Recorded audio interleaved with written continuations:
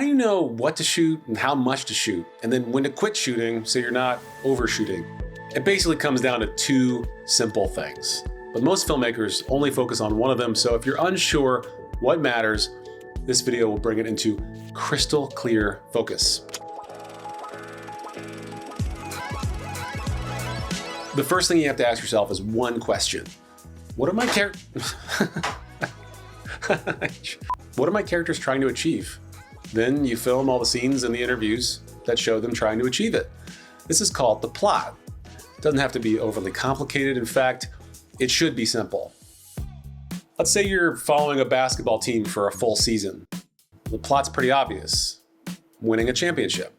What goes into that? Well, you film the games, obviously, but you also film the practices, team meetings, disciplinary moments that threaten the season. Basically, anything that moves them closer to or further away from that goal. But the plot only tells you half of what you need to shoot. By itself, it's very boring. So the second half is character. Without them, we don't actually care about the plot. A team you don't know or care about isn't going to rile you up, so that's like watching a leaderboard without knowing the players. So just like the plot gives you half of what to shoot, characters give you the other half.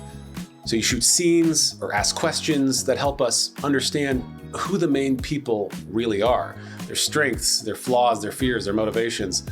If it deepens our relationship with the character, it belongs in the film.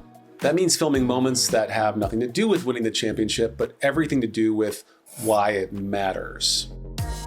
Let's say the star player works at his dad's auto body shop to pay for school while his teammates were born into wealthy families and never had to worry about making rent.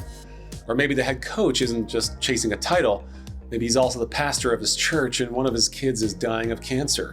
None of that changes the score, but it completely changes the stakes.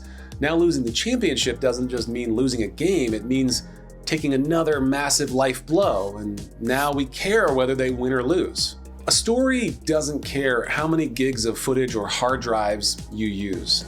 Every story is different and requires shooting different amounts of actual footage. In filmmaking spontaneous action or verité, like the basketball team, you're gonna have to shoot a lot more material because anything can happen. It's spontaneous. If you're filming more interviews and B-roll, you'll shoot less because it's all scheduled out. The key is to always ask yourself two questions. Does this move them closer to or further from their goal?